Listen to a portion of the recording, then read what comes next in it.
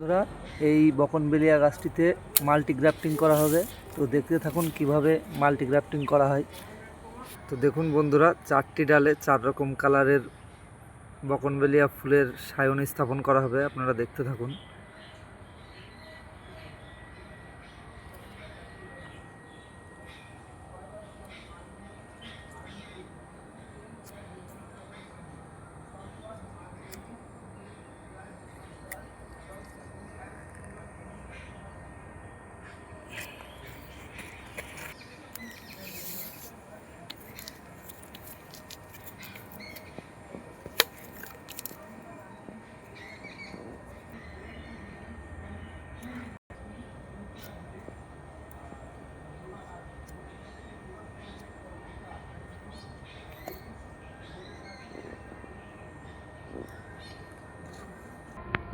দেখুন, 4 কালারের যে একটি গাছে মাল্টি গ্রাফটিং করা চলছিল, সেটি প্রায় কমপ্লিট হয়ে গেছে।